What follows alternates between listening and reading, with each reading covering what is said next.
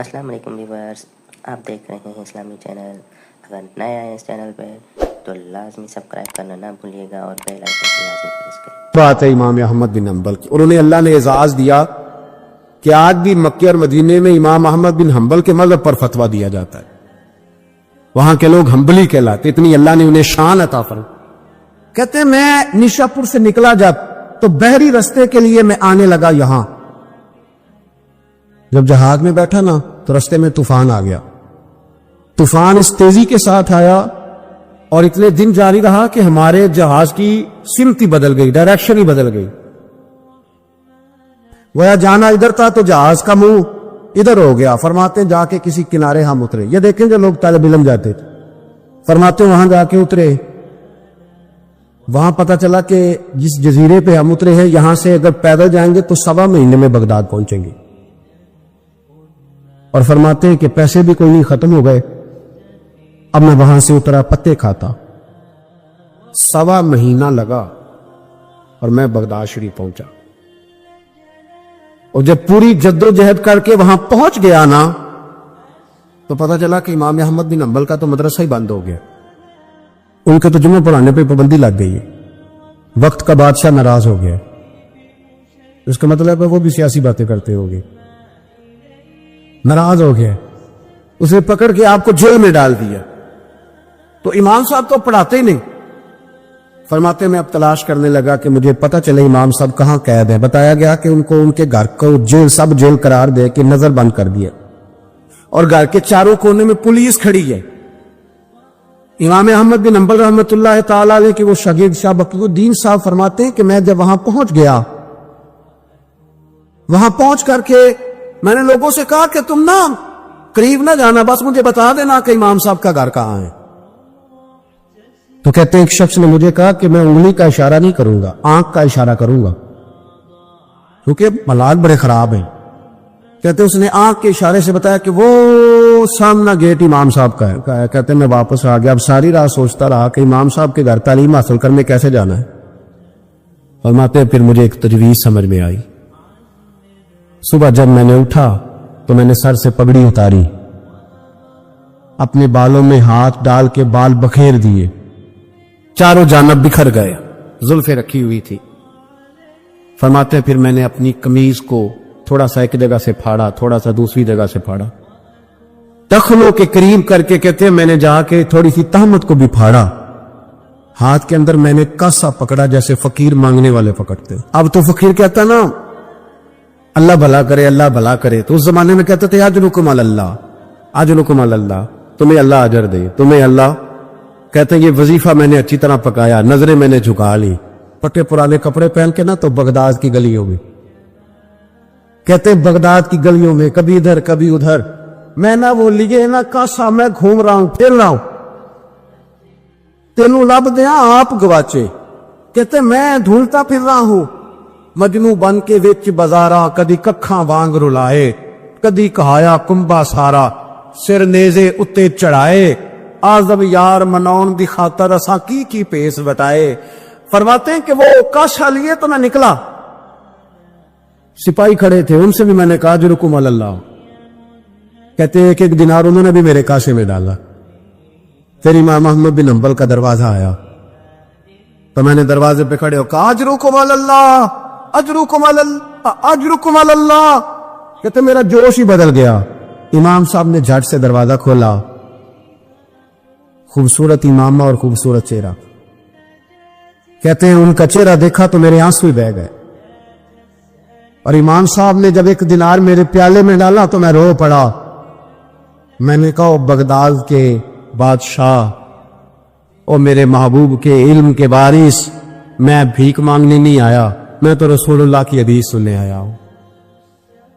مجھے نہ آپ نے خیرات نہیں دینی، بس مجھے ایک حدیث میرے نبی پاک روز پڑھا دیا کریں، ایک حدیث، ایک حدیث۔ یہاں تو آج میں پڑھائی جاتی ہے نا، وقت نہیں ہوتا، لوگ دیر سے آتے۔ کہا ایک حدیث آپ نے پڑھانی ہے۔ شاہ بقی الدین صاحب کہتے امام صاحب نے میرا چہرہ دیکھا تو خوشی سے کھل اٹھے،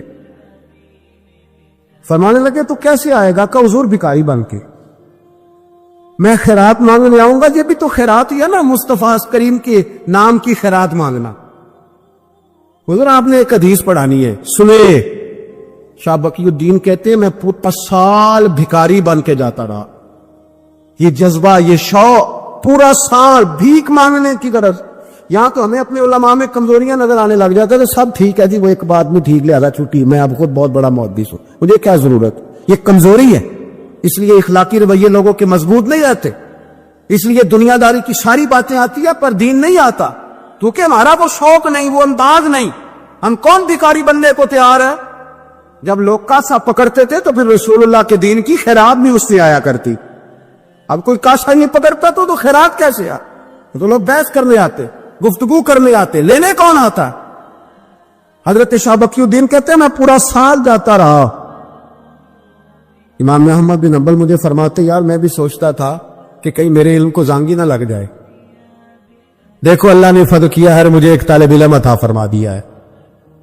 فرماتے ہیں پورا سال میں جب ان کے دروازے پہ جاتا تو ایک دھیلا بھی ڈال دیتے اور مصطفیٰ کی ایک حدیث بھی سنا دے، اور فرماتے ہیں دنیا ساری پڑھتی ہے پر ہمارے پڑھنے کا استاد انداز یہ تھا کہ استاد پہلے امامہ باندھتے، جبہ پہنتے، اور اس قید میں نظر بندی کے عالم میں جب وہ نبی پاک کی حدیثیں سناتے تو ان کی آنکھیں آنسوؤں سے بھر جاتی، وہ روتے ہوئے تڑپتے ہوئے حدیث سنا، اور میں بھی اسی درد سے وہ بات وصول کرتا۔ فرماتے سال گزر گیا، حکمران مر گیا، فوت ہو گیا، نیا بادشاہ آیا، اس نے خود امام احمد بن حنبل کو بڑا مدرسہ بنا کے دیا، اس نے بڑی جامع مسجد میں امام صاحب کے خطبہ جمعہ کا بندوبست کیا۔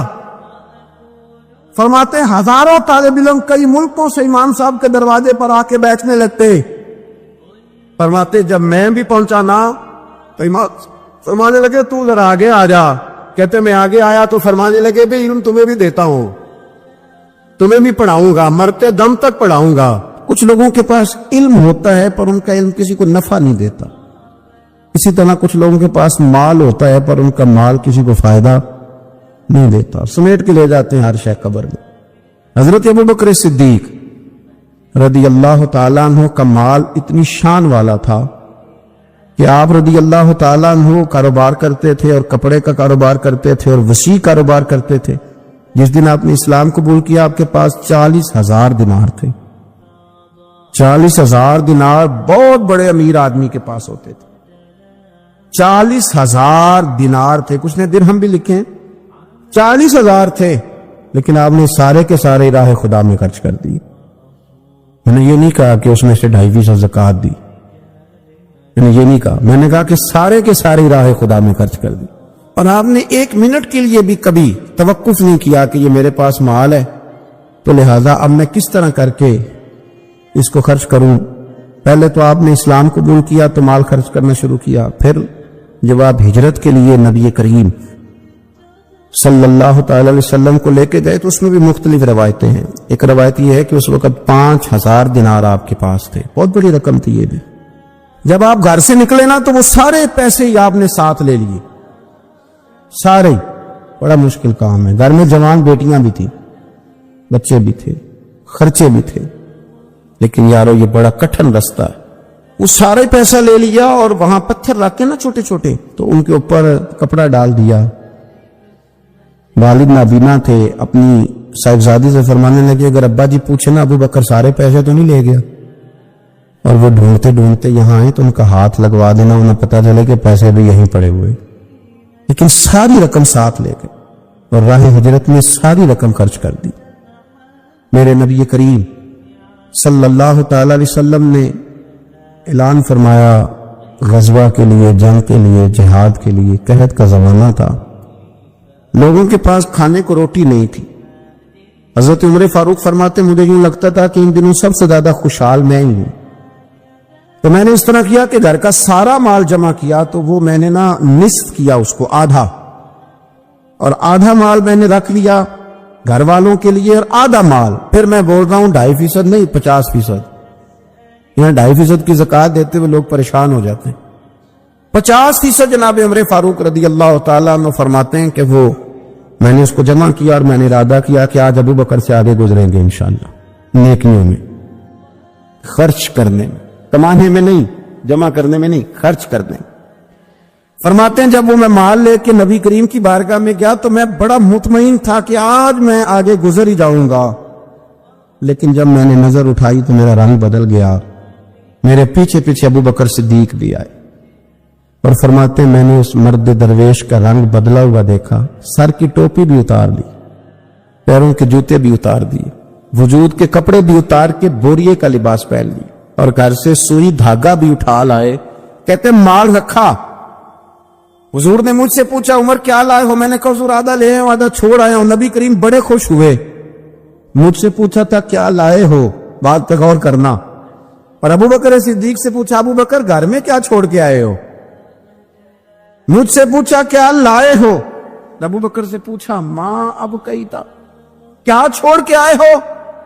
جناب صدیق اکبر نے نظر جھکائی، قربان جاؤں جواب پہ بھی، یہ نہیں کہا حضور کچھ نہیں چھوڑ کے، یار یہ بھی تو بندہ کہ سونے ہیں سارے لے آئے ہوں، کیوں چھوڑنا تھا، آپ نے حکم کیا تھا چھوڑ، یہ نہیں کہا کہ یا رسول اللہ میں سارا لے آؤں، کیا جواب دیا؟ ماں اب کئی لہم اللہ و رسول، یا رسول اللہ صلی اللہ علیہ وسلم آپ نے پوچھا کیا چھوڑ کے آئے ہوں؟ میں گھر میں اللہ چھوڑ آیا ہوں، اللہ کا نبی چھوڑ آیا ہوں، میرا کو گھر خالی ہے، وہاں اللہ کا ذکر ہوتا ہے، وہاں رسول اللہ کی نعت ہوتی ہے، حضور گھر میں اللہ رسول کا نام چھوڑ کے بھرا ہوا گھر چھوڑ کے آیا ہوں۔ پھر قربان جاؤں میرے نبی کریم پر بھی، حضور سید عالم علیہ السلام نے فرمایا یہ تیرے پیچھے جبریل کھڑے، اور وہ بھی ٹاٹ کا لباس پہن کے آئے ہیں۔ میں نے ان سے پوچھا ہے جبریل آج ٹاٹ کا لباس، آج ٹاٹ کا لباس کیوں پہنا ہے؟ تو عرض کی یا رسول اللہ آج نا ابو بکر صدیق نے ٹاٹ کا لباس پہنا ہے تو رب کو اتنا پسند آیا ہے کہ اس نے کہا فرشتوں نوری کپڑے اتارو سارے، یہ روپ دھارو نا جو میرے یار کے یار نے دھارا ہے، یہ بڑا تینوں لب دیں آپ گواچے، سانو اپنی خبر نہ کوئی، ساتھوں پارے نہیں ککھ گلیاں، سانو تے آخ دے لوگ شدائی، ہاں سانو آخ دے لوگ شدائی، کیونکہ ایسا نانگ نموس دا ساڑ کے چولا، گل پہنے تاج گدائی، سجنا اپنا آپ گوایا ہے تاں یار نے چاتی پائی، سارا ہی رکھ دیا سارا ہی۔ اور ایک جملہ امام سیوطی نے لکھا ہے جس پر وجد کرنے کو دل کرتا ہے، میں صحیح کہہ رہا ہوں، وجد کرنے کو دل کرتا ہے۔ امام سیوطی فرماتے ہیں کہ نبی پاک صلی اللہ تعالی علیہ وآلہ وسلم نے کہا کہ ابو بکر میرا رب فرماتا ہے کہ تو سارا ہی لے آیا ہے اور ٹاٹ کا لباس تو نے پہن لیا ہے، تو رب فرماتا ہے کہ ابو بکر سے پوچھئے کہ ابو بکر اس حال میں اپنے رب سے راضی ہے کہ نہیں، اس حال میں راضی ہے کہ نہیں؟ تو صدیق اکبر کی تو چیخ نکل گئی، عرض کی یا رسول اللہ میں کہاں اور میرا رب کہاں، میرا اللہ میری رضا پوچھتا ہے، یا رسول اللہ میں اللہ سے بھی راضی ہوں، رسول سے بھی راضی ہوں، دین اسلام سے بھی راضی ہوں، حضور میں بڑا ہی راضی۔ اور میں نے یہاں ایک عجیب بات پڑھی، حضرت ابی بن کعب نے ایک دفعہ کہا تھا یا رسول اللہ میں نے سارا مال دینا ہے، فرمایا نہیں بھائی چوتھا حصہ دے، 3 حصے رکھ لے۔ حضرت ابو لبابہ نے بھی کہا تھا حضور سارا مال پیش کرنا ہے، فرمایا نہ تیرے بچے پیچھے فاقہ مرے، میں نہیں سارا قبول کرتا چاہے دین کے، چوتھا حصہ دے۔ ان سے کہا سارا نہیں قبول کرنا، یہ سارا لائے تو ان کا قبول کر لیا۔ اور پھر لفظ ہیں بڑے خوبصورت حدیث پاک میں، نبی کریم علیہ السلام نے فرمایا، یہ ابن ماجہ کی روایت ہے، فرمایا مجھے کسی کے مال نے اتنا نفع نہیں دیا، کسے بادشاہ، اللہ اکبر، فرمایا کسی کے مال نے اتنا نفع نہیں دیا اتنا ابو بکر صدیق کے مال نے نفع دیا۔ گویا حضور فرماتے ہیں کہ یہ لے کے بھی آتا ہے اور اس کا مال ہے بھی بڑا برکت والا، جب آتا ہے تو پھر مزیدار بھی بڑا ہے، پھر اس میں نفع بھی بڑا ہے، پھر وہ کہیں خرچ کرتے ہیں تو اس پہ عطا بھی بڑی۔ یہ وہ لوگ ہیں جو رات کو بھی خرچ کرتے ہیں، دن کو بھی خرچ کرتے ہیں، اعلانیہ بھی خرچ کرتے ہیں، چھپا کے بھی خرچ کرتے ہیں۔ تفسیر روح المعانی ہی کو آپ دیکھ لیں، علامہ سید محمود آلوسی اندلسی رحمۃ اللہ علیہ فرماتے ہیں کہ حضرت صدیق اکبر کا ایک دفعہ خرچ تو ہمیشہ کرتے رہتے تھے، ایک دفعہ ارادہ بن گیا، اس آیت کے شان نزول میں لکھتے ہیں ایک دفعہ ارادہ بن گیا کہ میں نے 40,000 دینار خرچ کرنے اللہ کی بارگاہ، اور کرنے اس طرح ہے کہ دن کو بھی خرچ کرنے، اور اگر کوئی آدمی رات کو لینا چاہے تو اسے یہ نہ محسوس ہو کہ یہ تو صرف اجالے میں دینے والے ہیں، اگر کوئی رات کی تنہائی میں لینے آئے گا تو اسے بھی دیں گے، خرچ کریں گے اللہ کے راستے میں۔ اور 10,000 دینار، 40,000 کل دینے تھے، 10 خرچ کیے دن کو، 10 خرچ کیے رات کو، 10 اس وقت خرچ کیے جب ساری دنیا اعلان ہوتا ہے نا چندے کا تو سارے دے رہے ہوتے ہیں، 10 اس وقت خرچ کر دیا 10,000 دینار، اور پھر 10 چھپا کے خرچ کیا۔ دس چھپا کے بھی خرچ کیا. یعنی اس وقت بیچ مجمع کے بھی دینوں بازوں کا بہتر ہوتا ہے کہ دوسروں کو بھی رغبت ہوتی ہے, کیونکہ ایک بندہ اگر کہیں خرچ کرتا ہے تو دوسرے بھی دیکھ کے خرچ کرتے ہیں. تو جب سب دے رہے تھے تب بھی دیا, اور جب کوئی نہیں دے رہا تھا تو تب بھی دیا, اور دن کو بھی دیا اور رات کو بھی دیا. تو رب کریم نے پھر اس کا ذکر قرآن مجید میں فرما دیا. تو حضرت ابو بکر صدیق رضی اللہ تعالیٰ عنہ کی حیات مبارکہ کو آپ پڑھیں, اس پر آپ غور کریں. ایک مقام نہیں, درجنوں مقامات آپ کو ایسے ملیں گے. اسی طرح امام فخر الدین رازی رحمۃ اللہ علیہ تفسیر کبیر میں فرماتے ہیں کہ یہ جو آیت ہے نا, ان الذین قالوا ربنا اللہ ثم استقاموا تتنزل علیہم الملائکہ, بے شک وہ لوگ جنہوں نے کہا کہ ہمارا رب اللہ ہے, پھر وہ اس پر قائم ہو گئے تو ان پر فرشتے اترتے. اور فرشتے کیا کہتے ہیں؟ اللہ تخافوا ولا تحزنوا, خبردار خوف نہ کرو, غم نہ کھاؤ. وابشروا بالجنۃ التی کنتم توعدون, اور خوش ہو جاؤ اس جنت پر, تمہیں خوشخبری دینے آئے ہیں اس جنت کی جس کا رب نے تمہارے ساتھ وعدہ کیا. تو امام راضی کہتے ہیں یہ جو کہا نا کہ وہ لوگ جنہوں نے کہا اللہ ہمارا رب ہے, پھر وہ ڈٹ گئے, پھر ان پر فرشتے اترے اور فرشتے خوشخبری دینے کے لیے اترے. فرمایا یہ بھی حضرت ابو بکر صدیق کی شان میں نازل ہوئی ہے. اس لیے کہ حضرت صدیق اکبر نے اس وقت کلمہ پڑھا تھا جب کوئی اور کلمہ نہیں پڑھتا تھا. پہلے مسلمان حضرت صدیق اکبر آزاد مردوں میں سے پہلے مسلمان. آپ نے کلمہ پڑھا, راش دیکھ کے تو بھائی عام جگہ پہ بھی بڑے لوگ آ جاتے ہیں, لیکن تنہائیوں میں, ابتدا میں, بالکل شروع میں جس ہستی نے صرف جلوہ والضحیٰ دیکھا. آج لوگ بڑے جمہوریت پسند ہیں کہ ساری دنیا جدھر جائے گی ہم نے ادھر جانا ہے, جدھر رش زیادہ ہوگا اس وقت ہم چلیں گے. لیکن حضرت ابو بکر صدیق رضی اللہ تعالیٰ عنہ اس وقت کلمہ پڑھا جب اسلام پر تنہائیاں تھیں, غربتوں کا دور تھا. انہوں نے یہ نہیں دیکھا کہ ساری دنیا کدھر ہے, انہوں نے یہ دیکھا کہ میرے محبوب کی رضا کدھر ہے. اور پھر اس پر انہوں نے تکلیفیں برداشت کی.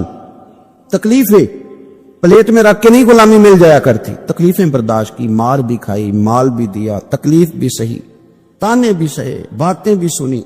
قبیلے کے اندر سے بھی مخالفت ہوئی, باہر سے بھی مخالفت ہوئی, وہ ڈٹے رہے. تو آپ فرماتے جب یہ ڈٹ گئے نا تو پھر میں نے بھی ان کی مدد کے لیے فرشتے نازل کر دی. پھر اللہ تبارک و تعالیٰ نے انہیں کوئی لاوارث نہیں چھوڑا, پھر ان کی مدد اللہ نے اپنے فضل سے فرمائی. حضرت صدیق اکبر رضی اللہ تعالیٰ عنہ کی مقدس حیات مبارکہ, اس پر بے شمار فضائل میں آپ کو احادیث ملیں گی, بے شمار آپ کو آیات بینات ملیں. سمجھنے کی چیز یہ ہے ان کی زندگی کو دیکھا جائے, پڑھا جائے. میں نے بڑا غور کیا ہے, جتنا کو میرا محدود سا مطالعہ ہے, جتنا کو میں فہم اور علم رکھتا ہوں, میں نے بڑا غور کیا ہے اور بڑی باریکی سے کیا ہے, اور ان کی زندگی کے شب و روز کو بار بار پڑھا ہے.